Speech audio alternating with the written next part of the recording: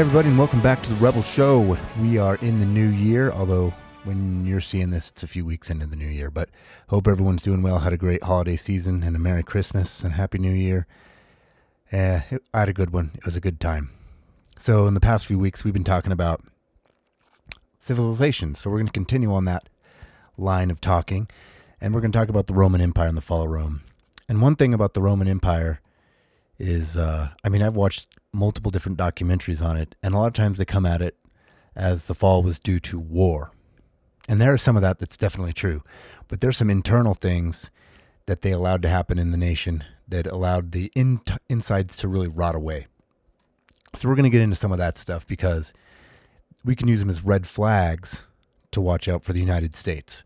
So when we see things that Rome did, and if we start doing it, we'll know what potentially could be coming. So the Roman Empire was once one of the greatest empires in all of Europe. I mean, it had a vast amount of property that they had. They conquered the entire Mediterranean, North Africa, the Iberian Peninsula, Greece, France, and much of the Middle East. They had a huge, massive kingdom that went everywhere. And because it was so big, it was hard to keep orders, By the time orders got there, the situation was changed. So that ended up being a little bit of a problem.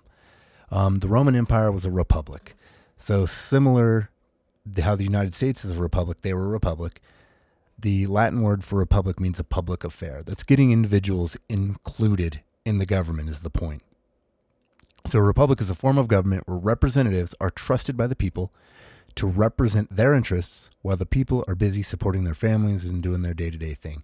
Otherwise, every one of us would have to go down and debate with the politicians on what laws to pass, what to do, how we wanted to handle the country, and how would you go to work? How would you support your family unless you were wealthy enough that you could have people do it? So they came up with a system of representatives. I like that. So the founders used this model as one of the inspirations for the republic we live in today. So another one was Israel, and you should look back. You should do a research on that. That's pretty cool how Israel was a republic kind of at first. The fall of Rome was due to internal and external factors. So it started around 22 AD. The Eastern Han Dynasty extended the Great Wall of China along the Mongolian border. So it increased that giant wall. If you've ever looked into the Great Wall of China, that's pretty cool. This resulted in the northern Huns attacking the west instead of the east. So it moved military wars into a different position, a different place, a different direction. This caused displaced tribes to move west, overrunning the Western Roman Empire.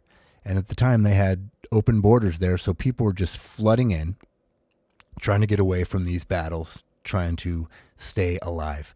So Will and Ariel Durant wrote in the Story of Civilization, Rome let too many people in too quickly. They should have closed the gates and let assimilate and let the assimilation catch up with infiltration. So they had too many people coming in. They were different cultures. They weren't assimilating into the Roman culture. They were doing their own thing, and that causes a lot of problems, as we can see here. Then as immigrants came faster, they lost the common language, and this dissolved the unity. That's something to be aware of right now.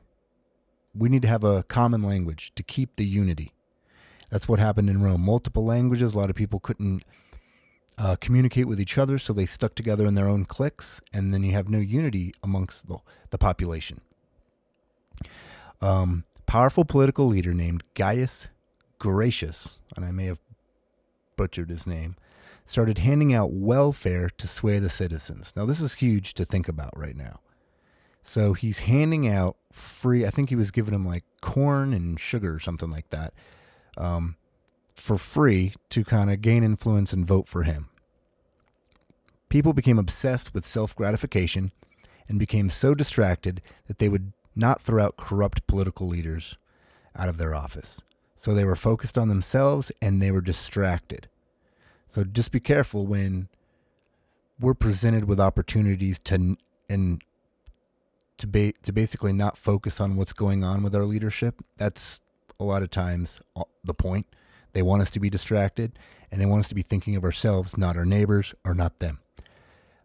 The welfare state continued to grow, and it grew bigger and bigger. The human value of individual life came to decline as they implemented violent entertainment in the Colosseum, slavery, and sex trafficking. So they took the value of each individual person and made it less. So, it's okay to have them fight in the Colosseum to the death. It's okay to have slavery. It's okay to have sex trafficking and bring children into the king's house or whatever. That's okay. They're not that important. They devalued the life. We've got to make sure that we keep our opinions on life the way God sees it. He values every one of us. He made each and every one of us to be his child. So that puts a lot of value on everybody. So the church started to preach that to truly follow Christ, one was to withdraw from the public involvement. And that's never a good thing. The church should be the leaders of the public. And you should give away all your money and live as beggars or join a monastery. Now that's pretty stupid, right? So how are you going to help anybody as a beggar? And in a monastery, you just sit around and pray all day or whatever. So how does that help anybody? You're just doing your own thing in your closet, staying out of society. That's how tyrants rise. The church preached against abuses, but discouraged the Christians from holding the public office. So they're being hypocrites. It's like, we don't agree with sex trafficking, but don't get out and talk about it. Don't do anything. Don't get out and try to change it. That's a hypocrite. It needs to be the opposite. The church needs to get out there and do something about it. The leaderships in church should be out there making statements, running for office or whatever.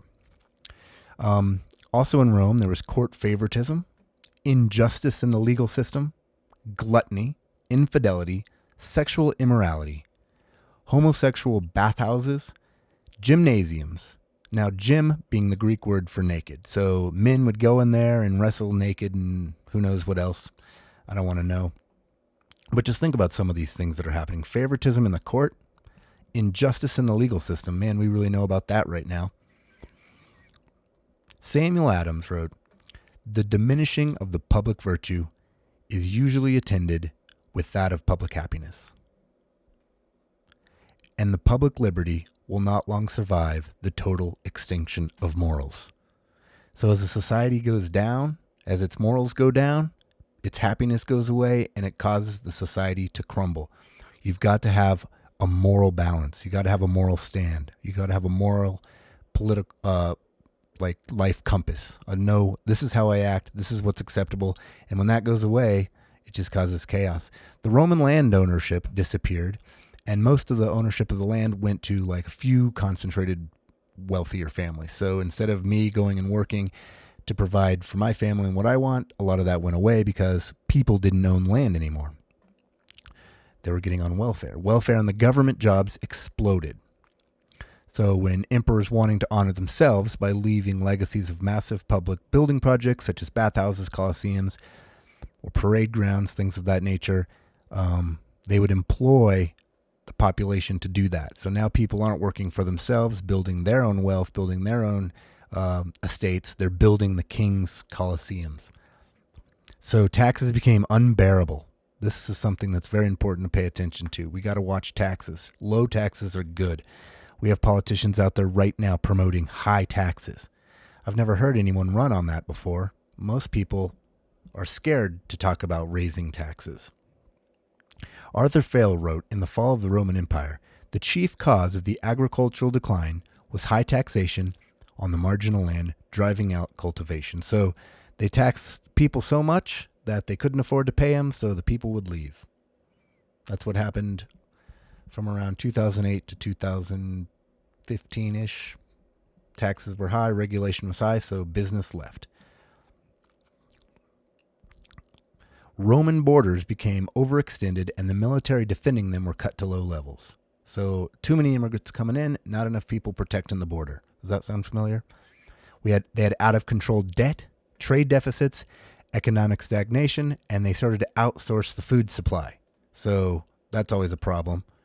Instead of one nation providing their own food and selling it, they started to outsource the food supply. And then they got dependent on foreign trade, and which led to food shortages. You got to take care of yourself. You know, the Bible talks about having a storehouse. Make sure you are prepared in life. Toward the end of the Roman Republic, political leaders started getting away from their constitutional limitations. So they started not really caring what the law said. They're doing what they wanted. They're going to change things, not follow the law, create new law, stuff like that. As Julius Caesar started to rise to power, he allied himself with some wealthy men and realized he could buy support to challenge the senatorial politics. So what he was going to do is sway the people with money. He also wanted to increase citizenship to those living outside of Italy to increase his support base. That's an interesting point. When it came time to vote, if one voted wrong, they could be beaten nearly to death and their home was set on fire. So if someone's looking over your shoulder, seeing how you vote, you got to watch out for that. That's a red flag I don't know that we've seen yet. To help support his base, Caesar raided the public treasury. He stole a ton of the money of the city. Now, he had his own army. He had swayed the people with these rich men's money. He had his own army, so he could march in and steal. Whenever a leader has their own army, that's a problem. In the end, Caesar won. He established a popular dictatorship. All these actions led a free republic to a dictator state. There's a lot more actions. I'm just going through some of the highlights I found. So is USA Rome yet? Well, not quite. But you can see parallels between the United States and what Rome went through, how we're going down the same path they are. You know, Democrats are desiring for higher taxes. They want more government programs. They want high immigration, illegals voting. They're now getting driver's licenses in New York. So all the immigrants are going to go to New York to get a driver's license, which means they'll be voting. That's a problem because they don't know what America's about. They haven't lived here. They haven't understood our culture and our history. So they're just going to go for the free stuff. You know, reparations for illegals, or that's also known as buying votes. They want to buy votes, just like Caesar did. Welfare and games to entertain. They distracted us. You know, the NFL used to be kind of that, but I think it's kind of fallen apart. And we just got to beware that we're not being distracted. You know, we can't let the continued devaluation of human life, you know, like afterbirth abortions. This stuff is wrong. So it's good to know that Rome went through some of these things so that we can watch for it. When we see it, pull back and stop. So I hope this was helpful. I thought this was super interesting. And so I look forward to continuing down this track of civilization. So I hope everyone's having an awesome new year. And thank you very much.